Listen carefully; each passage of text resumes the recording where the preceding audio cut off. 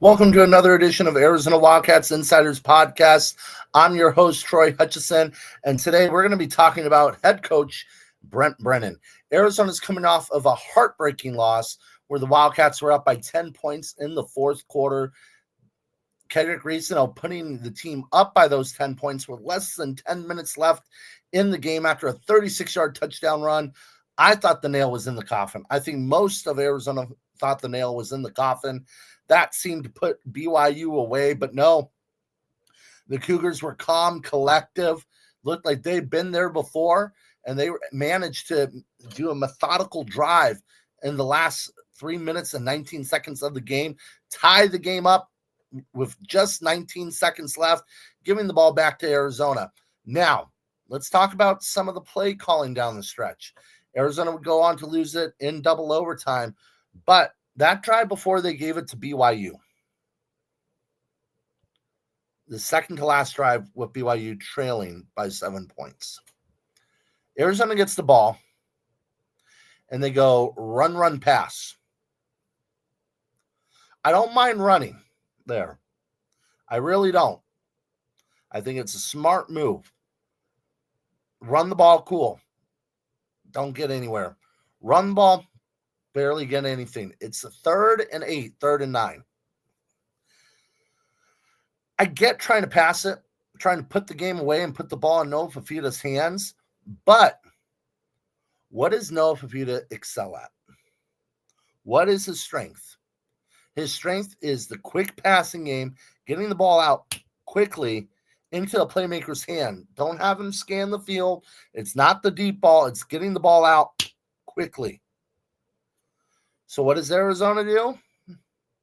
They call a play where the receivers need to make a couple moves. The play needs to develop.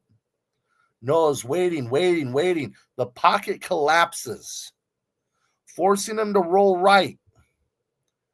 And he throws an incompleted pass. Not just an incompleted pass.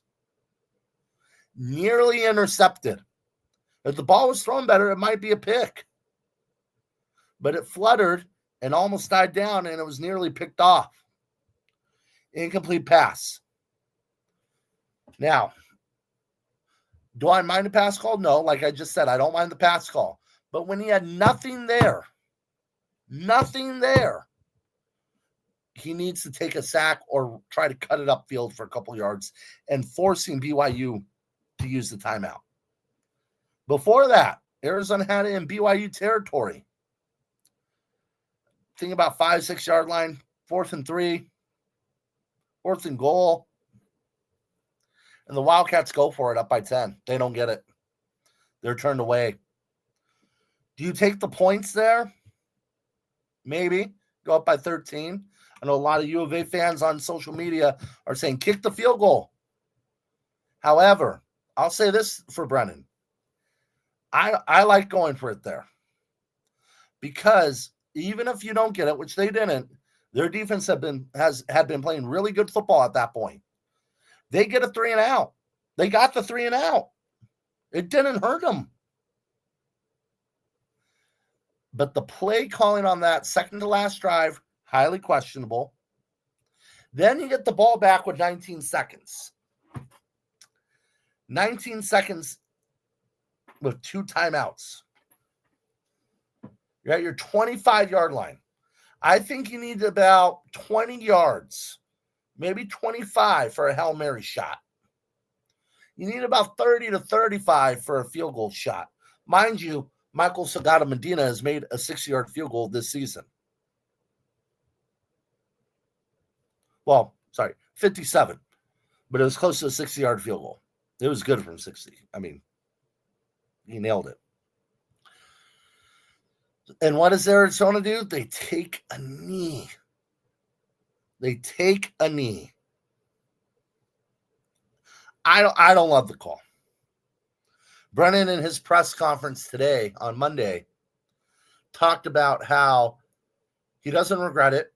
BYU was playing umbrella defense. They're playing a prevent umbrella, and how they have athletic DBs that are very skilled. And he didn't want a situation where you throw a pick And all of a sudden, BYU's lining up for a game-winning field goal in regulation. He did not want that. And I kind of understand that. And I think Brennan was having Vietnam flashbacks to the previous drive. Again, they trusted Noah Fafita to make the right play. And he didn't. He didn't. BYU didn't have to take that timeout. They go down the field and score. So how do you trust your quarterback to make the right read again? 19 seconds knowing a pick could screw you in this game. How do you trust that? And if that happens, you look like the biggest idiot in Tucson. So I think there was that hesitation there, and I understand it. I perfectly understand it. You can't really trust what you see out there on the field in that moment. And your defense has been playing well. You've been playing a good game overall. Let's go into overtime. I still would have been more aggressive there. I would, to be honest, I would have been fine with halfback draw. See if you could get a 15-yard pickup on a run, then call a timeout and go from there. I would have been okay with that. In overtime, I thought Arizona had in the first one. They had that huge touchdown run, gets called back. That kills them. The second OT, that 4th and 5. You have 4 verts on a 4th and 5, 4th and 6. I don't like the play design. I don't like the play call. You didn't need to go to the end zone there. I don't mind having somebody go to the end zone. Try to win it. I get it. But you need to have a route that picks you up the first down. The first down extends the game. Look, I know Arizona fans are very frustrated that they lost the game, and they're very frustrated with Brent Brennan. However, you're seeing progress. Last year's team would have got the crap knocked out of them in that game.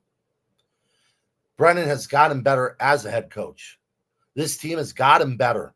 This is going to be a bold team.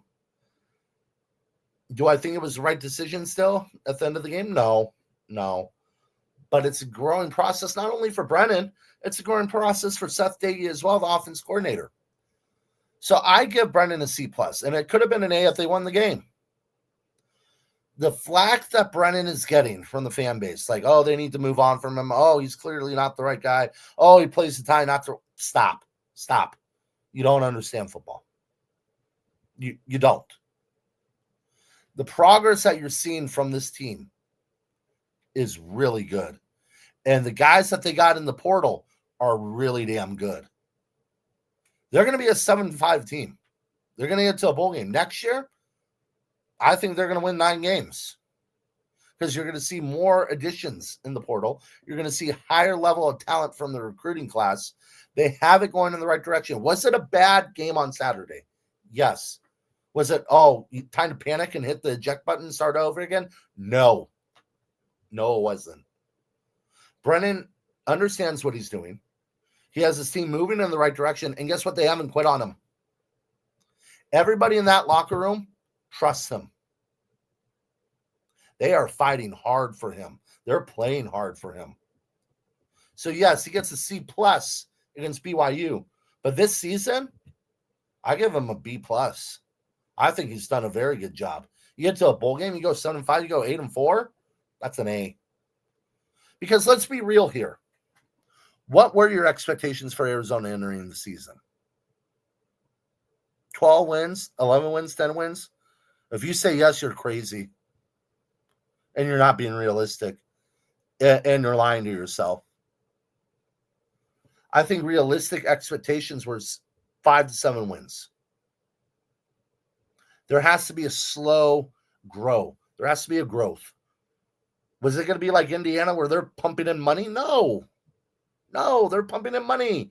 Texas Tech, they're pumping in money. It's about NIL, people. Arizona's behind the 8 ball a little bit there. They're getting better at it. But the job this coaching staff has done is really good. They've done a very good job this season. They've grown from last year. He's revamped his coaching staff. So overall for the season, he gets a B+. That game, C+. Poorly coached at the end. I agree. But stop hitting the panic button. Stop it.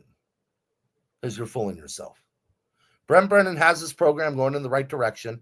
Arizona's going to be just okay. They're going to be fine. They're going to pummel Houston. I'll say that right now with full confidence. They're going to dog walk Houston.